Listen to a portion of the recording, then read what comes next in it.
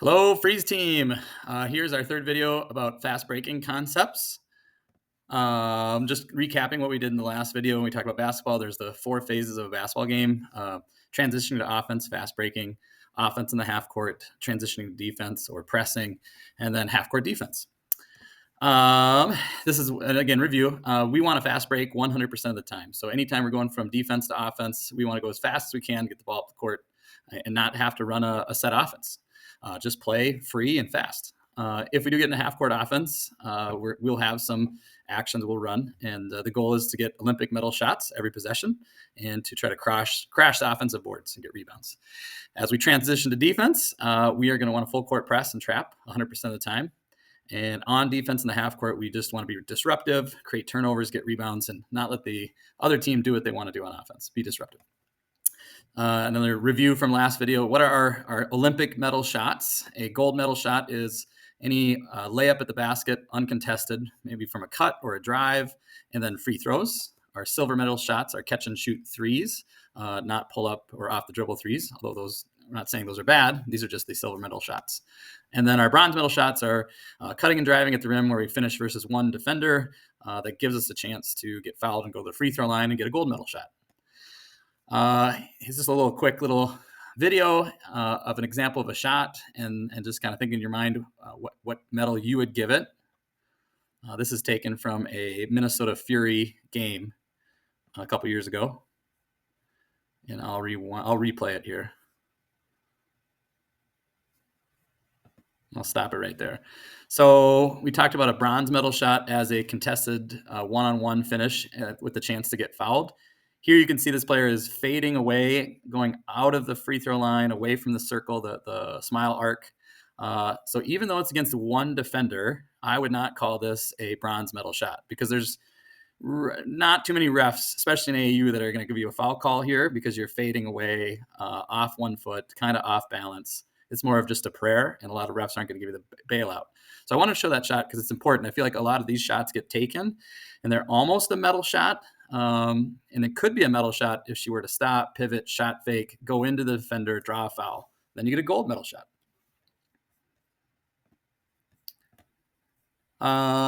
Throughout this presentation, I'm going to have links to other videos that you can watch. This is one of them. This is a cool one. It's Kobe Bryant and Coach Krzyzewski talking about taking Olympic medal shots. So we're going to start with fast breaking today. This video is all about fast breaking. Why is fast breaking important? Statistically, the best offenses, points per possession, come from fast break opportunities. I think it fits our team because of how we are more of a fast team than we are a slow team. Also faster, if we play a faster style, it gives us more possessions. More possessions in a game gives us more chances for shots, more decisions, and I think more of an opportunity for everybody to improve. And I think it's fun, gives you freedom to be creative, and it's fun to watch. Fun to play.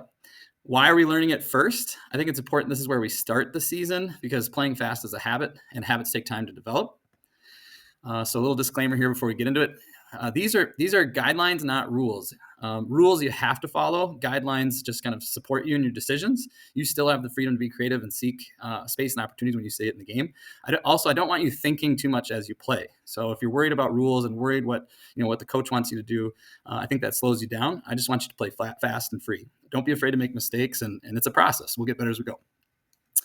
So when I think about offense, I think about phases. The first 6 seconds of the fast break is yours just to go and play and seek space and try to find 2-on-1 situations. After those first 5 seconds, if we dribble it over and we don't have an advantage, we're going to get into what we call our trigger actions. Those that played last year might remember zoom, wave, get. We even had one called flash. Something we mentioned at the first practice. You can think of that trail or that middle offensive player as kind of a gap creator. They can look to maybe set ball screens or go screen away or cut. The ball handler can look to do like a dribble handoff. Those are little actions to get things going. And then the final phase is kind of like the ref offense or the whistle offense. If the ref gives us the ball, if the play is stopped, and the defense is on the other side already set up, then we're going to look to run a set play or a trigger. So let's talk about fast breaking. Basic ideas. We want to bolt the second we get the ball. Get to the sidelines and cross half court in 1.5 seconds. The rebounder or the person who has the ball needs to bust out. We're not looking to outlet. We're looking to immediately get up the floor with the dribble down one of the sides. We want to sprint wide into the corners. So everyone else, if you don't have the ball, we're filling the corners first. then the opposite side, and then we should have a trail that's kind of following the level of the ball coming to the middle. So think pass to space first. If you have the ball, we're looking ahead, we're looking opposite. We want to get the ball ahead. We want to pass it as soon as possible. And then paint to great. Attack the paint and look to score or look to kick it out for someone with a 3. So 2-on-1s and even fast breaking on makes. So we want to do this 100% of the time. So you might be thinking, most offenses say, well, shouldn't we just get it to our point guard? I like to play kind of positionless. I think every single one of you can be the point guard on a fast break. Here's a video that I really like. You might not know this player. His name is Shaquille O'Neal, but he's 7 feet tall. And here's a video of him getting a rebound and immediately pushing it up the floor and jamming the ball. So if Shaquille O'Neal can do it at 7 feet tall, we all can do it, right? Only time we need a point guard is when we're running like our quote unquote ref offense or a whistled offense. So when things are completely stopped or there's a press break, then we're going to have to decide a primary ball handler. We'll figure this out as the season goes, but it'd be good for everybody to be in that, get reps in that position at some point. So I have some clips here. I'm only going to show you probably one clip per slide, but I'll share the slides later and you can go back and look at some of these other clips. So bolts are when we get the ball, we run ahead as fast as we can, get to the sidelines if we don't have an advantage and fill the corners. So if we're ahead of the defense, get to the rim. If not, start filling the corners. I got some videos from last year. Let's just do the first one, Amelia to Sid. Let's take a look at that one. All right. Okay. So here Amelia gets the ball, and we got Sid up ahead, layup. Okay. And so all these videos probably show how if we're quicker than defense, we get ahead and we can get an easy score. So feel free to look at these later. Another idea is the point guard push. So you get the ball, you start attacking. If there is no easy kick ahead, drive to score. And if you get stopped, then kick it to somebody for a 3. Here's a video last year, us against the Stars. This is even off of a made basket. So they just get into their point guard, and she attacks, and she gets all the way to the rim. Okay. So if you're the point guard and you can't pass to somebody, then look to attack, look to get to the paint. I'm going to show this one here too. This is the Wisconsin Lakers older team, the 2027s. They were playing Jordan Odie's Fury team. So here's a cool example. Point guard pushes. She gets into the paint, and here 32's defender loses sight of her, and they scores. That actually might be Addie Mack who gets scored on there.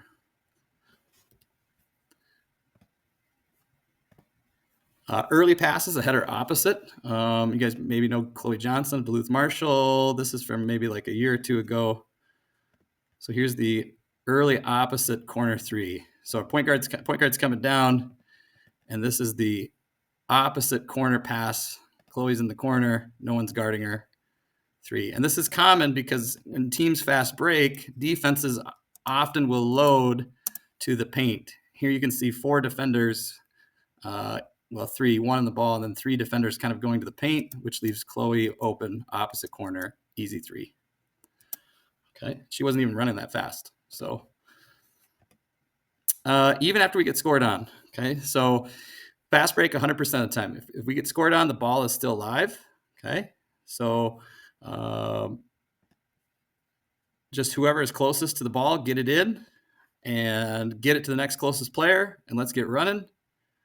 Okay, and you can see how the other team's defense has 4 girls lined up in the paint. They're still trying to figure out who to guard, even though they just scored.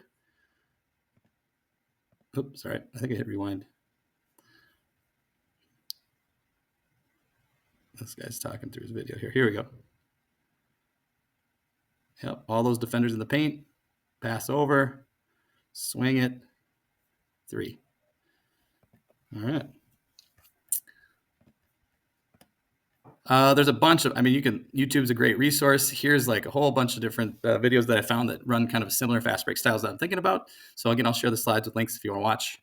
But that's pretty much it. So we're going to be focusing mainly on fast breaking again in our second practice tomorrow. Hope everyone's doing good.